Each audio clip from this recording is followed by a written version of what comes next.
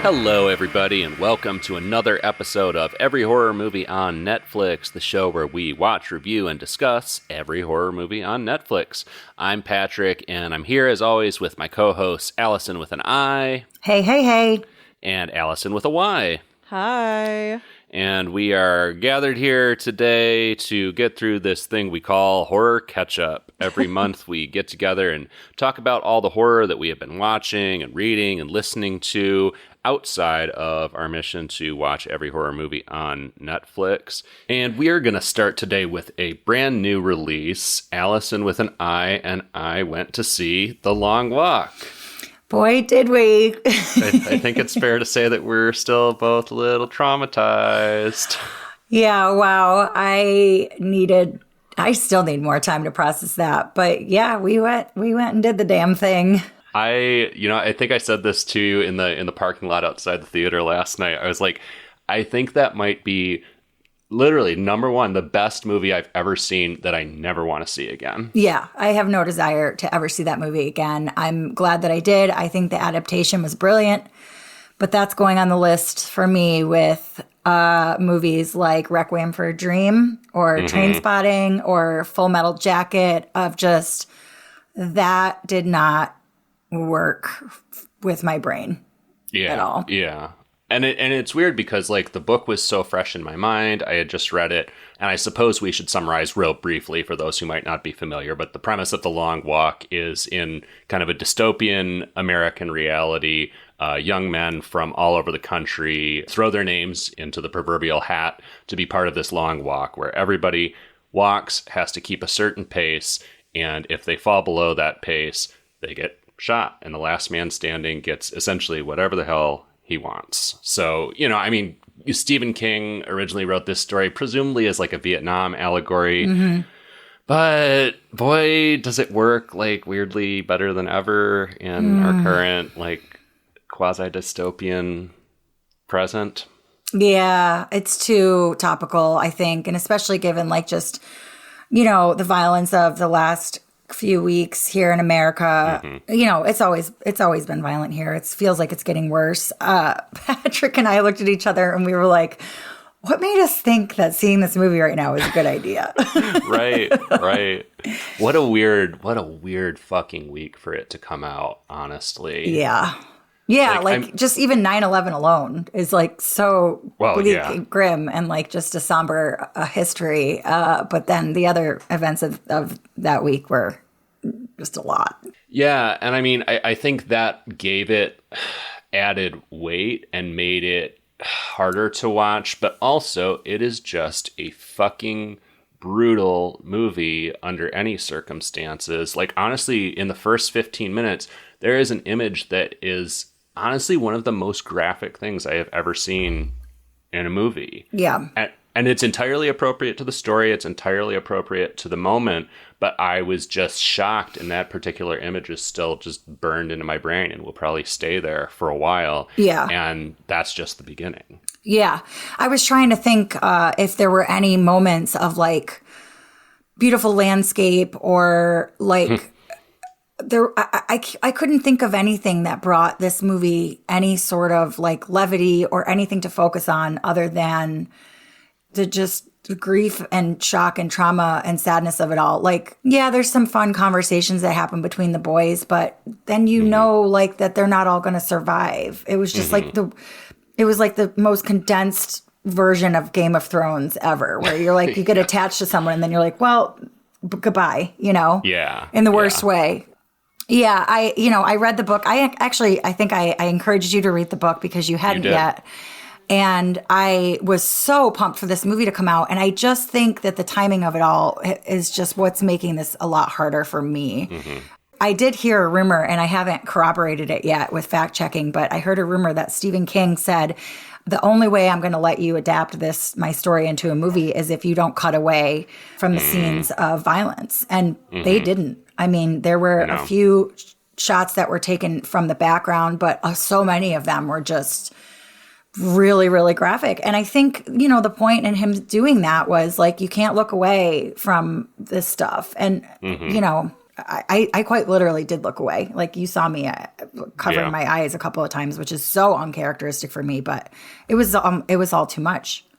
Yeah, I mean, same. I am not someone who has a hard time sitting through movies or wants to look away from the screen often. And I wouldn't say I quite looked away, but there were definitely a few moments where, a death was coming and I was looking at the pavement under their feet or something because I just couldn't quite bring myself to fully look at another death.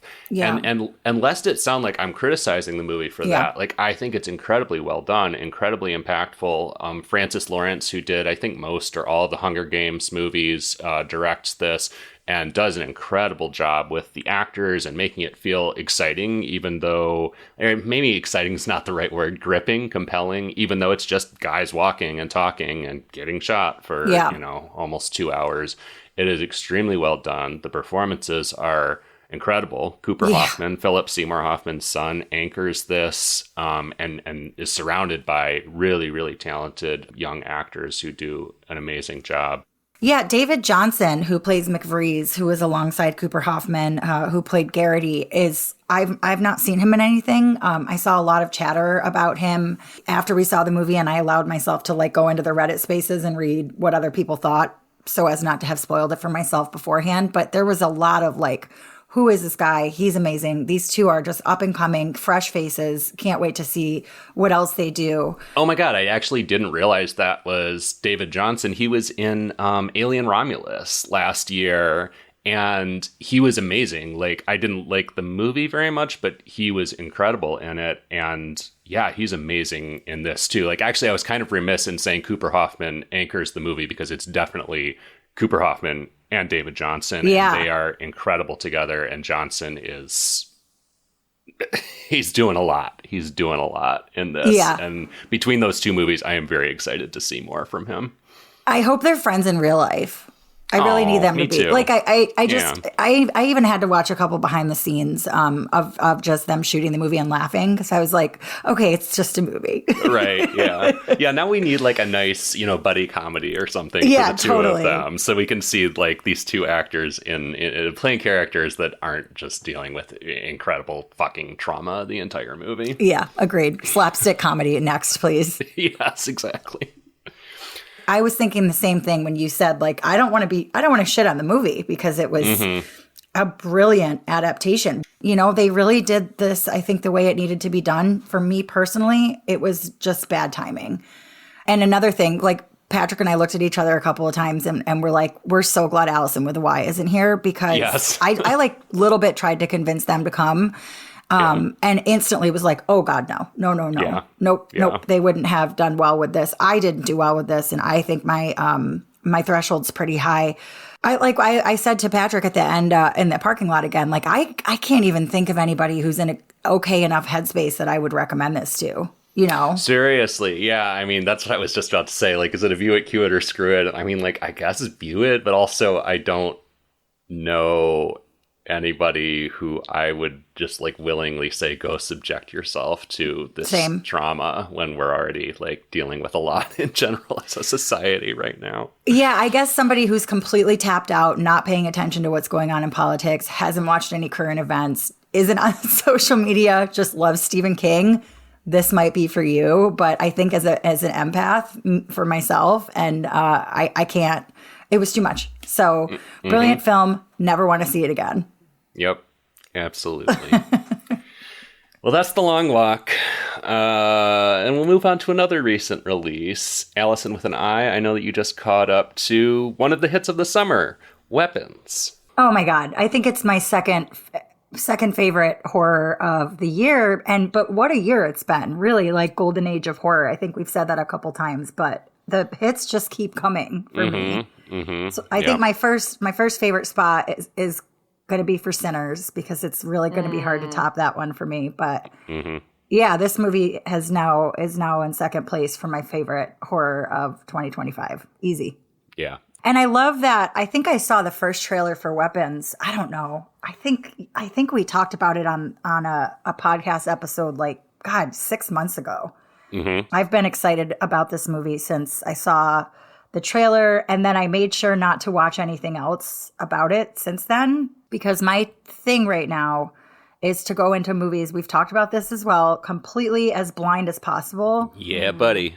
And so I didn't want to know anything more than what was in the trailer that I saw 6 months ago that I could barely remember. Yeah, the trailer leaves out a lot. It doesn't really give you any indication of what a weirdly funny movie it's going to be and how many different characters it's going to bop around. Like, it seems like it's mostly just about Josh Brolin and Julia Garner, who are both awesome in the movie, but it doesn't really prepare you for this sort of like Magnolia-esque like horror trip through several different characters' perspectives, which I really liked.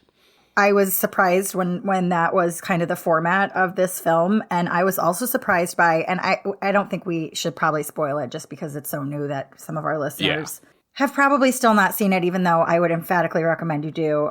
But I didn't see the twist of the backstory of the villain whatsoever. Mm-hmm. Didn't see that coming at all. Allison with a Y, did you see Weapons? No, I didn't. Okay. I do. What do you think, Patrick? You think they'll like this? I think Allison with a Y might struggle a little bit with some of the gore. Mm-hmm. But also, Barbarian had, Zach Kreger just loves a good head splode. And there's more head splode in Weapons. I'm not good with that. Yeah. And I know, like, I like horror. I like spooky stuff. I don't love violence. I don't love graphic violence.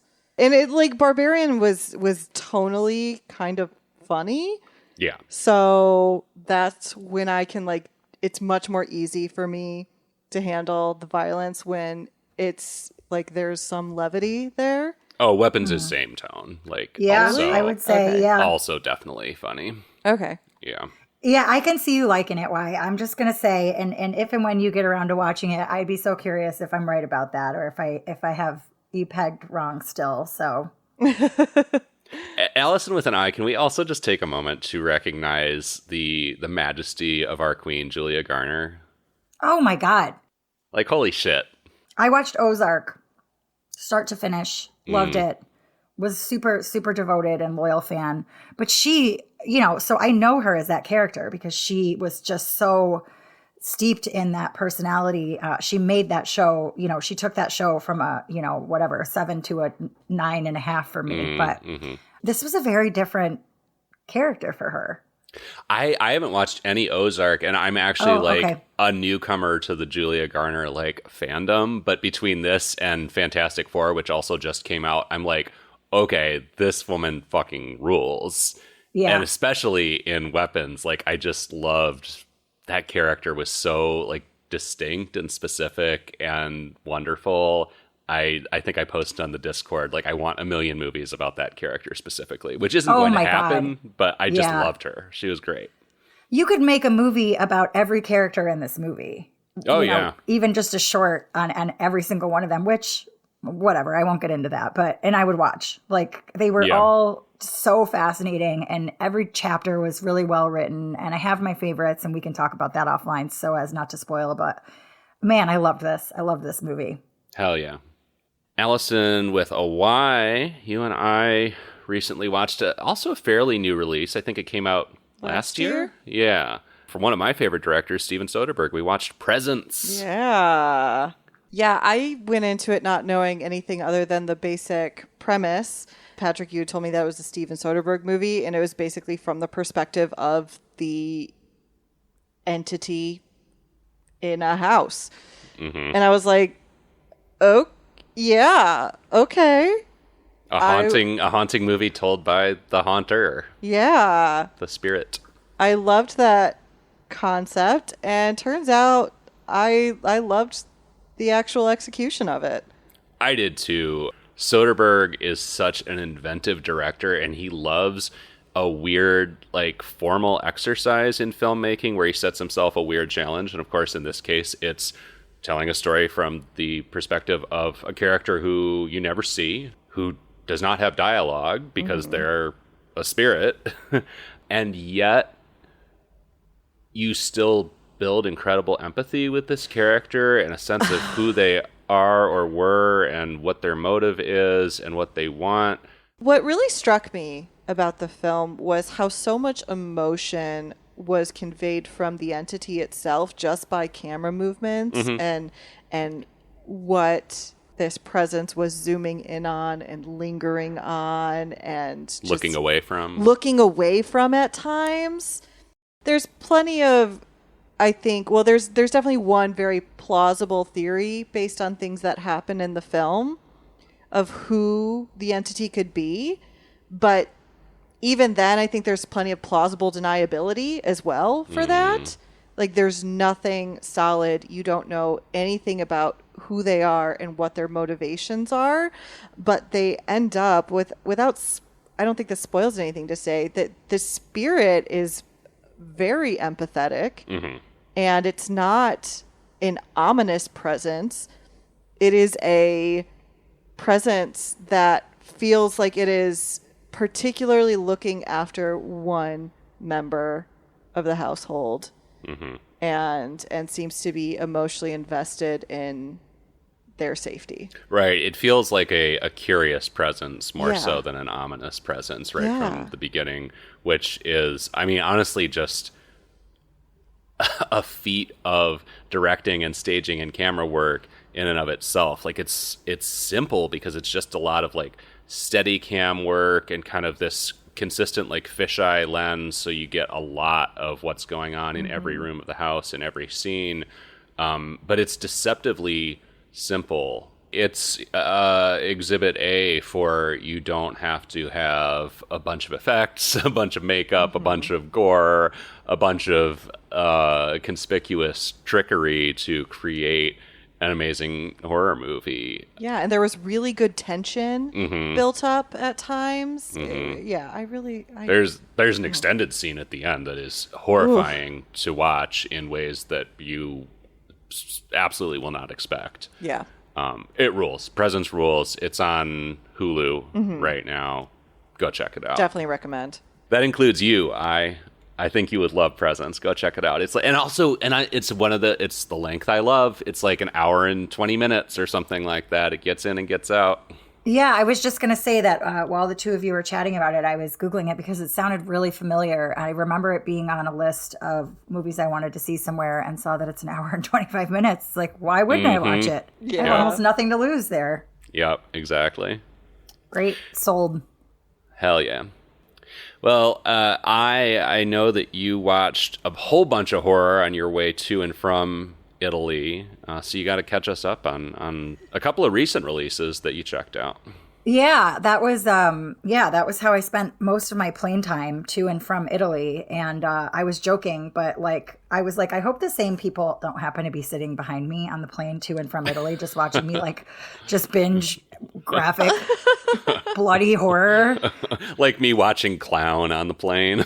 Yeah, that's right. Oh my gosh. At least that was on my iPad, so I could set it in my lap as he was blowing his candy-colored brains out. My God. I will say that I spent the last third of the trip home. This is such a weird thing, but let me know if you've ever done this. Watching the person in front of me's screen, watching Harry Potter and the Deathly Hallows. Oh, that's one of my favorite plane pastimes is just watching what everybody else is watching. Oh, yeah. I caught myself being like, I could turn this on at any point in front of me, but I want to watch them watching it. Exactly. So with weird. no sound. No sound whatsoever. They had their closed captioning on. So I was very content. I was like, at this point, my brain is probably just rotted from all the travel and a long travel day because I'm thoroughly enjoying this and I can't explain why. One time, when we were coming back from Italy, I was watching a movie and the person who was right in front of me was watching the same movie, but they were 20 seconds ahead of me. So I kept getting really anxious about accidentally glancing over and seeing the thing happen before it happened on mine. And I just kept being don't look, don't look, don't look. So funny. God, the brain does really funny, weird things when you're just trapped in a metal tube in the sky. So it does. weird. But I did. So first off, I watched The Monkey, which had been on my list forever. And I was like, scrolling through the options on the plane. And it was the first thing I saw. And it was no hesitation. I was like, yep, that's what we're watching. Mm-hmm. I thought it was, and I know, Patrick, you talked about this on a catch-up, like, I don't know, 2-3 months ago. But I thought it was amazing. Yeah. I feel like I was laughing out loud, which I think I hoped would happen, but again, didn't know a lot about this movie going into it. I knew the very general premise of it. Mm-hmm. Obviously, you and I are big Stephen King lovers, so all hail, that. Yeah, had you read the story? I have not. No. Okay. Yeah, me have neither. you before? Okay. No. I loved all the Stephen King Easter eggs. So the babysitter's name, Annie Wilkes. Oh, shit. Yeah, there was like a Mrs. Torrance reference in there at one point. So that was like, truly like a little Easter egg hunt, which is always a good time. It was somehow funny, and I think the writing was really tight, and the gore factor, talk about head explosion. There was just all kinds of exploding bodies in this movie. Uh-huh. I cackled. I cackled a lot in the theater at this. I loved it. Yeah, it did exactly what I wanted it to do for me. So past, I think it was, just over an hour and a half. Another perfect length. Perfect way to spend that time on a plane where you have nothing else to do. Mm-hmm. On the way home, I saw a movie that I'd been meaning to watch for a really long time, Companion. Have either of you seen that? Hell yeah, I saw that in the theater. Okay, right. You talked about this on a catch-up once, again, a while ago. I'm really behind. I fucking loved it. Mm-hmm. And I think I really do love like a good for her movie, and this was so that. Mm-hmm. I got big abusive relationship PTSD vibes watching this movie. And I think it was written in a way that touched on that without overly politicizing that or beating you over the head with it, because the premise of the movie is really not that. I mean, it is, but right, she's a bot. So I don't know that you're really, it's hard not to relate to her, but technically we're not even of the same, we're human, she's not. Right. She's an android girlfriend, for those who aren't familiar with the premise. But man, there were a couple times where I was like, ooh, like, God, I dated a guy like that.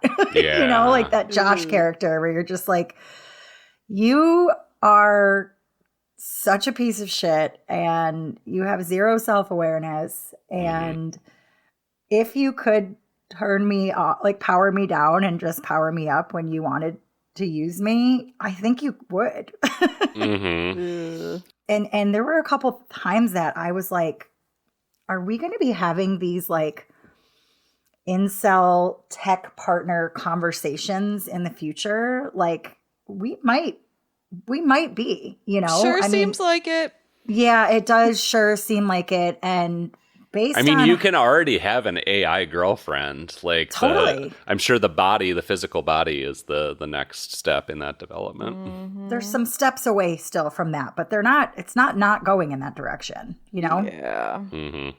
It really did illustrate the ways that these relationships can be, I guess, used depending on who the host is, depending on who the person in charge is. How much empathy do they have? How much compassion? How much capacity to love?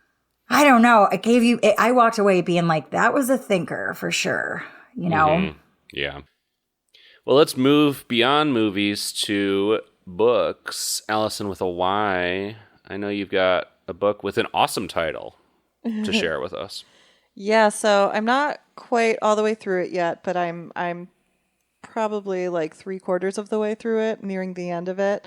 It's called In the Garden of Spite by Camilla Bruce. That is a delicious title.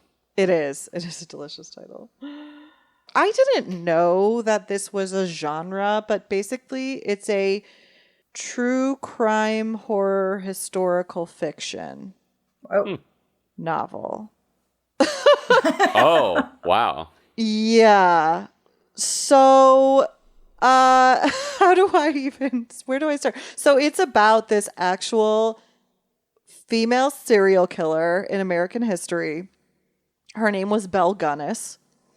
And so it follows her. Half of it's from her perspective, half of it's from her sister's perspective.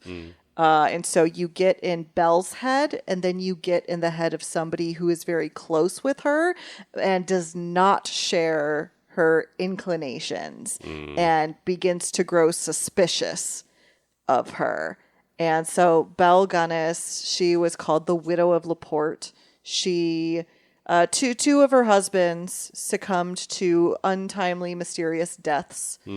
And then it is believed that she, post those marriages, she murdered many other men in her inn or farm that she ran.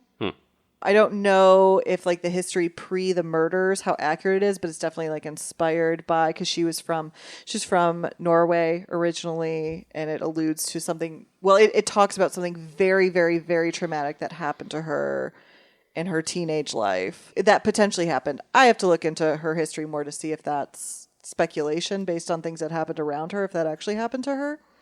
And then that kind of explains why she becomes this really hateful, vengeful person. But it's also fascinating because she adopts like children and is like supposed to be like, is actually like a really loving mother to them and is like very protective of these children, but like hates these men. And it is really interesting. I didn't know that this was a genre of books, but apparently this author has other ones about other female serial killers, and I want to read them all. Because I'd heard the story of Belle Gunness before, years ago on an episode of My Favorite Murder, so I knew exactly who she was. And so it's just like it's not fun, but it's a interesting way to kind of tell the story. That does sound interesting to me. I'm not a huge history head, as we all know, but that sounds like an ideal way for me to consume history. Yeah, I think if you were going to, that would probably be the best way to get you to enjoy it. Yeah, definitely. Yeah, that sounds interesting to me too. I'm going to look into that one. Well, to close us out today, I'm going to self-promote. Do it. Pop off, King. I just read a great horror comic, and I wrote it. I thought you were going to set us up for who wrote it, Patrick? No, I wouldn't obligate you all to do that. No, I just dropped a new mini comic called White Noise. Listeners may know I put out a comic called Our House last year, which was very social, political, kind of low-key, surrealist horror. And White Noise is just a weird-ass little story about what happens when you're laying in bed, trying to sleep, listening to your white noise machine, and you start hearing some things through the white noise machine that you don't really want to hear. It's based on a sort of true story in the sense that I was extremely paranoid one night. I listened to white noise every night, and I started feeling like I heard voices through my white noise machine. And I was simultaneously terrified and also like, you know what, this would make a great comic. I have to remember this in the morning. Yeah. So it was a little side project for me in the midst of a bigger project that I'm working on right now. And I had a lot of fun with it. It's a quick little read. It's $3. If you want one, you can just shoot us a message on any of our social media platforms and send me your address, and I'll get you a copy. And that is a great segue also to remind you of where you can find us on social media. You can find us on Facebook, Instagram, Blue Sky, YouTube at Amoncast, EHMONCAST, and on TikTok, who knows for how long, because who knows what's going on with that. But if we're still around there, at Amon Podcast. And also go to our website, everyhorrormovieonnetflix.com. We've got every episode of the show, all 200 and fucking some of them. And also a link to our merch store where you can get all kinds of goodies with every horror movie on Netflix art that I designed on them. Also check us out on Discord. We have a fun following there. We have bigger, better conversations sometimes than we're able to have here for the sake of time. And please leave us a review anywhere that you get your podcasts, and preferably a nice one, or else. And you can find links to all the socials and the Discord server in the show notes. Well, I think that closes out another episode of Horror Catchup. The only thing we have left to do before we wrap up is find out what movie we're watching next. And it is the Wheel of Death's turn to pick a movie for us, which means we're going to get out this great big digital wheel. It's a really impressive piece of futuristic technology. It's got every horror movie on Netflix loaded into it, and it's going to randomly pick one for us to watch next episode. So let's find out what it picks. Oh boy. What are we gonna get? We are watching Secrets in the Hot Spring. Huh. And the Netflix synopsis is, when 3 teen outcasts arrive at a hot springs hotel to help run things, creepy incidents prompt comical efforts to find what lurks in their midst. Interesting. Very interesting indeed. We'll find out what that's all about next episode. Until then, for every horror movie on Netflix, I'm Patrick. I'm Allison with a Y. And Allison with an I. And we'll see you next time.